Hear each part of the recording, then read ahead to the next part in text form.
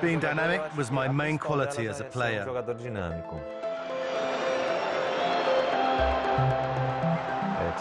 You have to give your very best all the time, prepare as well as you possibly can, then get on the pitch and fight.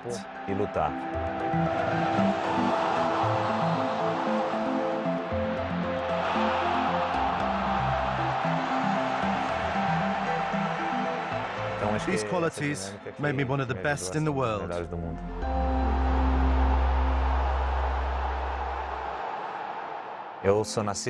was born in Brasilia, the capital, and then I moved to Cuiabá. From there, I moved to São Paulo when I was around 7 or 8 years old. I started playing at school there, and that's where it all started for me. As a youngster, Kaka attended the Sao Paulo Academy, where he stood out from an early age. I'd heard a lot of good things about him. Soon after, I saw him training for the first time, and I met his family, his mum, his brother Gigao. I spent 13 years at the club. It was where I was educated, the club that really made me and gave me a chance in football. Also, they helped me learn and develop as a player. His progression through Sao Paulo's junior teams was rapid, and in January 2001 he broke into the senior squad as an 18-year-old. 2 months later, against Botafogo in the final of the Rio-Sao Paulo tournament, Kaka announced his arrival in spectacular fashion. This was one of the most special nights of my career because it was the final of a tournament that São Paulo had never won before. We were 1-0 down at home, and the manager called for me.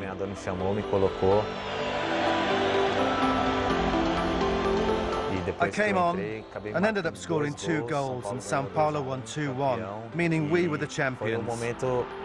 And this was the moment when I literally became well known. Overnight, my life changed completely. I'm emotional.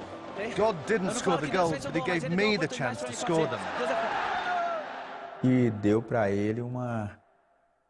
That match really raised his profile within Brazilian football. That was when people started paying much more attention to Kaka. It was because he had scored those goals that he began to be noticed a lot more. I started to be recognized. My house was full of journalists. Everyone was talking about the kid who scored the goals that gave São Paulo the title. And that's when I started to realize my life was changing. Soon after his heroics against Botafogo, he achieved every young Brazilian boy's dream when he was called up to represent his country. Seeing my name on that list and then wearing the yellow shirt was an amazing feeling. Playing for the Brazilian national side is a truly proud occasion. We both began playing for the national team at practically the same time. He also started being called up for a few friendly matches before the World Cup. And from there, he grew in confidence. He was in good form for Sao Paulo and constantly improving. As a fully fledged international, Kaka was called up to the 2002 World Cup in Japan and South Korea. A 25-minute group stage cameo was his sole contribution, as Brazil's star-studded squad claimed another world title. We had a squad made up of several leaders, of which I was one. And in our group in 2002, we all treated the young players in the same way that I was also treated as a young player. The team had Rivaldo and Ronaldinho, who were massive, and Ronaldo, who was phenomenal. But it was fundamental to Kaka's entire career that he was involved in Brazil's 5th World Cup triumph. Kaka was this 18-year-old kid following in our footsteps. And he was there, part of the squad that won the cup. A dream for any player. After winning the World Cup, Kaka went from strength to strength at Sao Paulo. Then from there, he went to AC Milan, which was to be a great chapter in his amazing career. I remember before he signed for the club, Ancelotti asked me about him, what I knew of him, what he was like, and I said he was a player with a big future. He's a really intelligent guy, and he just had this aura about him, which made you think he would go far in football. Kaka was fast, very fast, and that was the key to his success. He had such speed, he seemed twice as fast as everyone else. And it meant he was immediately ready for European football, without needing too long to adapt. To me, he isn't like a Brazilian.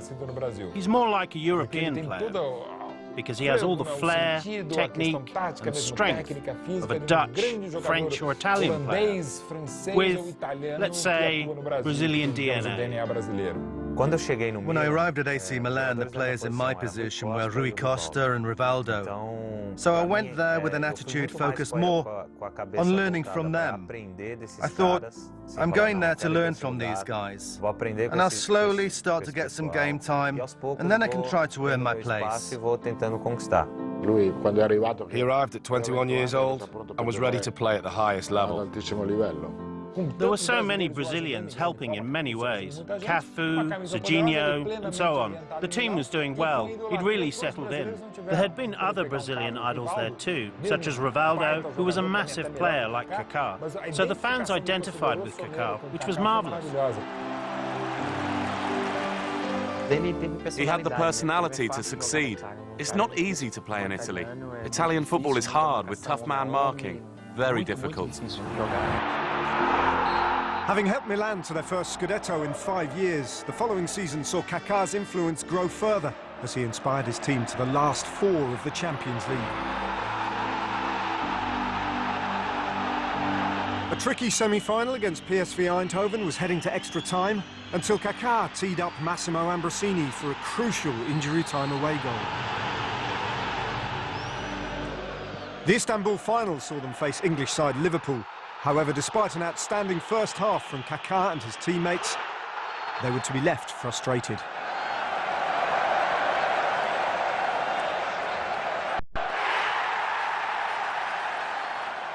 I deeply regret losing that final because of the way it happened, from 3-0 up to 3-3 in 6 minutes. And then we lost on penalties.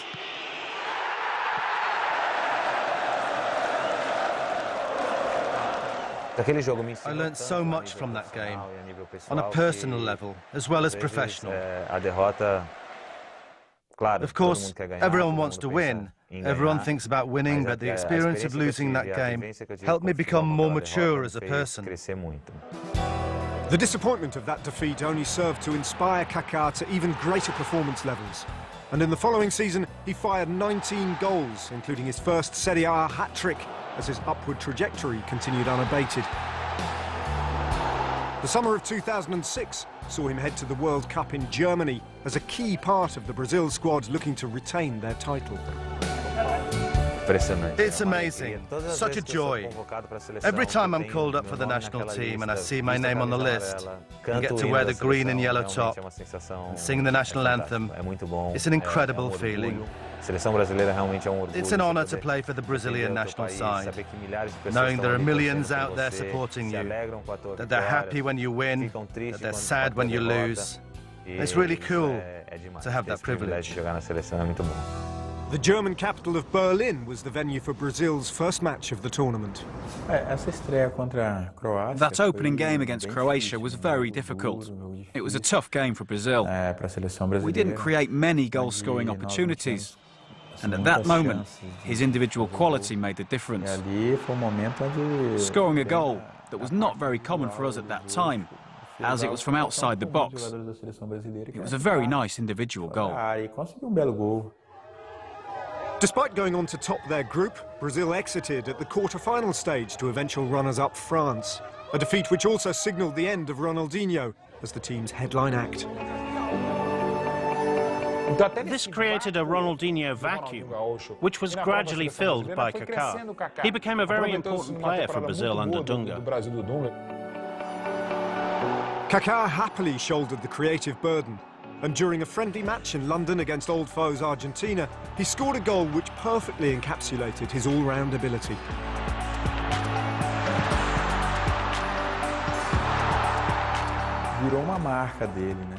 That became his trademark, the Kaka football style.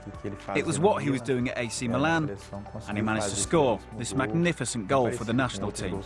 It was very similar to other goals he'd scored, where he showed speed, strength, and overall, great intelligence. He picked up the ball in his own half and dribbled past everyone, and it was Messi who was unable to catch him. He carried on and rolled it past the keeper, 3-0. It was one of those classic Kaka goals.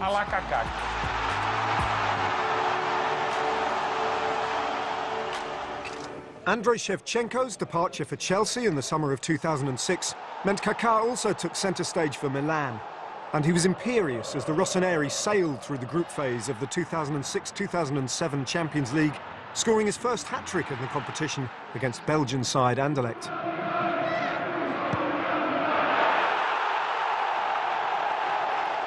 In the last 16, they were pitted against Scottish champions Celtic. Following a goalless draw in Glasgow, Milan were also becoming frustrated in the second leg. And with time running out, Kaka took matters into his own hands.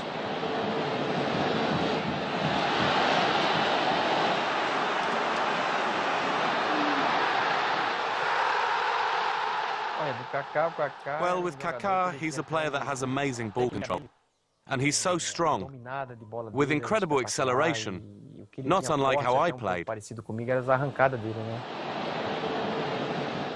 He played in a simple manner, but the acceleration he had was so impressive, and one of the reasons he was considered the best player in the world.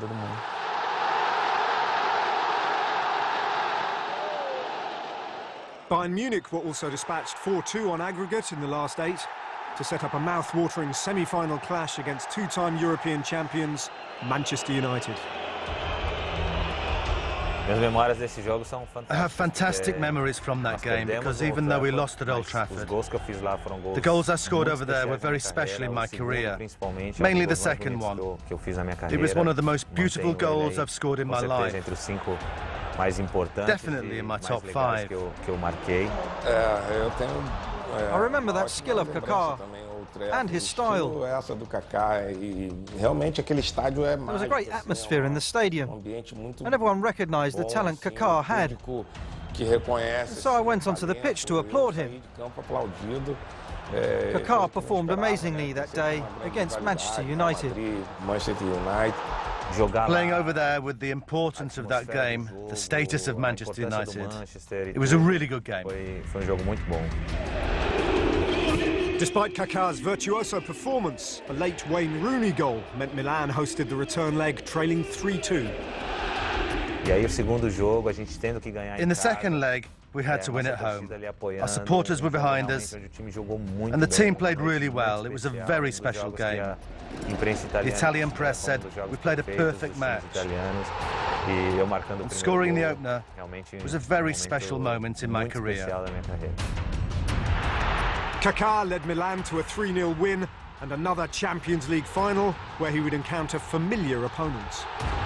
I had the desire and motivation just to win the Champions League, but I never thought about revenge against Liverpool or trying to solve everything myself. It was just about doing my very best.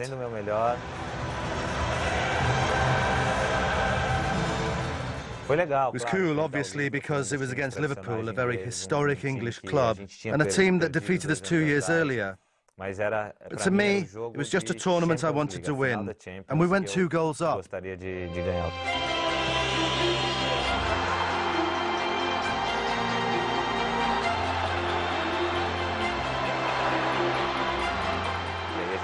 Then they pulled one back towards the end of the game, and we were thinking, is it really going to happen again? But 5 minutes later, the referee blew the final whistle, and we felt the euphoria of being European champions.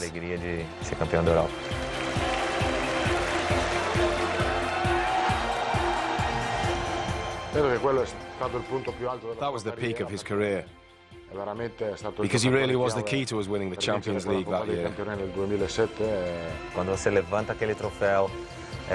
When you lift that trophy, which means you're the best team in Europe, I can't even describe the feeling, because it's such an intense feeling, being European champion. Milan went on to lift the UEFA Super Cup. Kaka scoring as Sevilla were beaten 3-1 in Monaco. 4 months later, and the FIFA World Club Cup was also won. Player of the tournament, Kaka, grabbing another goal as Boca Juniors were beaten 4-2 in the final in Yokohama.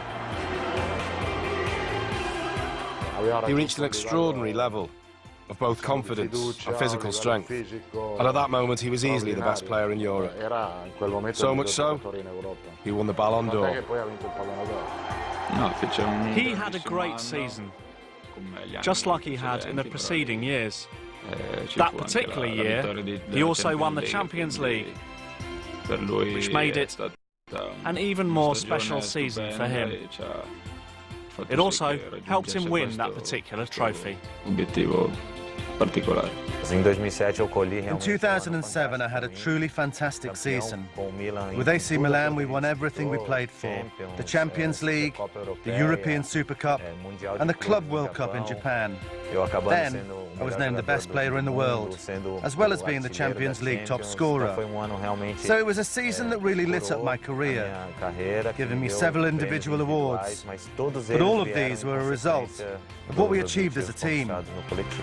He stood out as a great player, and he managed to win the World Player of the Year award, which is hugely important in any footballer's career. It was fantastic, a privilege and an honour to be named on the list of the world's best players, because it's such a small list.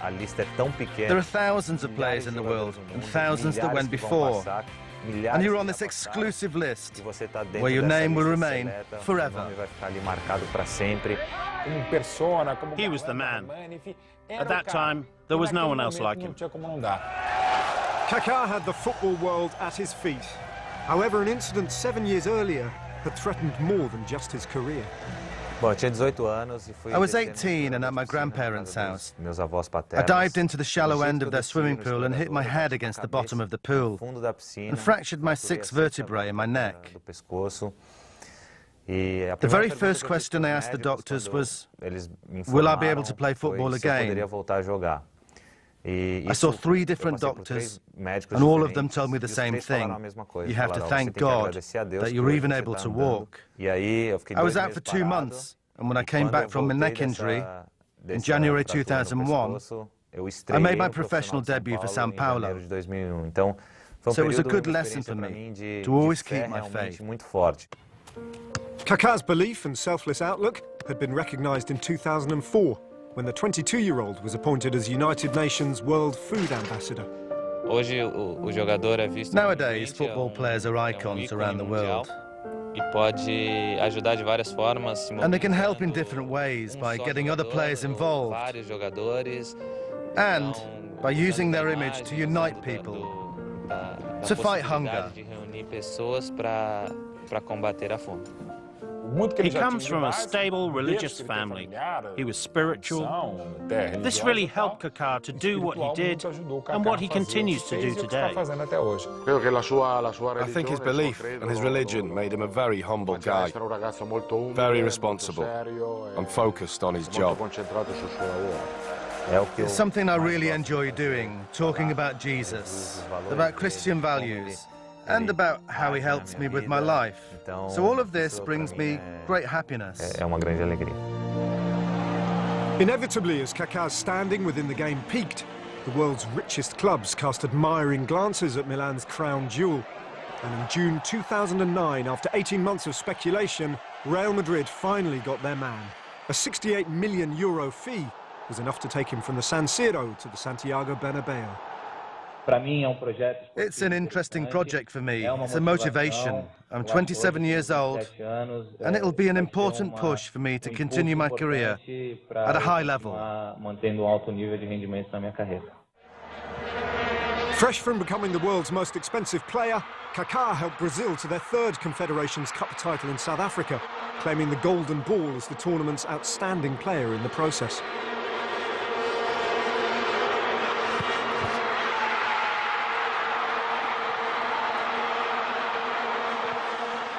On his return from international duty, he settled quickly into life at Real Madrid, ending his first season in the Spanish capital with 9 goals to his name. However, a knee injury, which required an operation in 2010, was the beginning of a difficult period for the Brazilian. I had to battle to win my place, to get playing time, and against injuries. Then there was the psychological aspect. How was I going to come back from injury?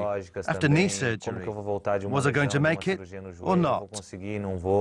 It just didn't work out. Added to the injuries were tactical problems. Milan had been built around Kaka. But at Real Madrid, because of Ronaldo's ability, the team was built around him. Kaka always told me that he worried about his role within the team. I couldn't find form because of injuries and some managerial decisions. But I respected that and always tried to prove that I could help the team in any way I could on the pitch.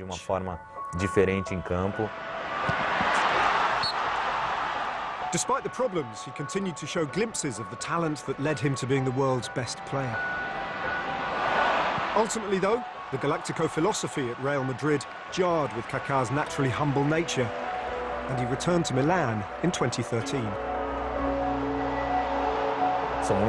I'm very thankful to have had the opportunity to play 4 seasons for Real Madrid, where I managed 130 games, 30 goals, and 3 trophies. Kaka's solitary season back at the San Siro helped him regain his form and desire, and in 2014, newly created MLS side Orlando City lured him to the USA to become the league's star attraction. It was a move which also afforded him the opportunity to make an emotional 6-month loan return to his first love, Sao Paulo, whilst waiting to begin life stateside. My comeback was a great experience, returning to play for the club where I was educated at a very different stage of my life and career. At Sao Paulo, Kaka will always be a legend. Having become the best player in the world champion, as well as playing for Milan and Real Madrid. He's a fantastic guy, very chilled, a good friend, but he's a hard worker too. Everything he achieved, like coming back to Sao Paulo, which many people thought unlikely, he managed to achieve against the odds through hard work and dedication. I'd like to thank Sao Paulo again and all the supporters for everything they've done for me, for the affection towards me, because the feeling's mutual. The love I feel for this club is very special.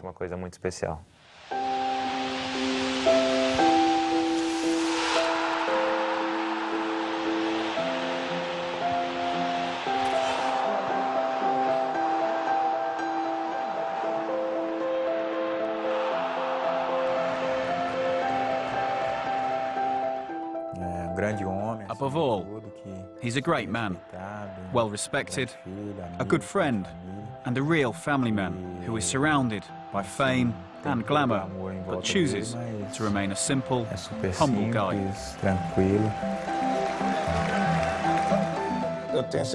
I'm sure he'll be remembered as a winner. A true champion and a fantastic player who has dedicated his whole life to football. He was a brilliant footballer who made history with Sao Paulo, AC Milan and the Brazilian national side. I'd like to be remembered as a great player who was one of the very best in the world, a player who always tried to be a good sportsman and who used football as a way to improve people's lives.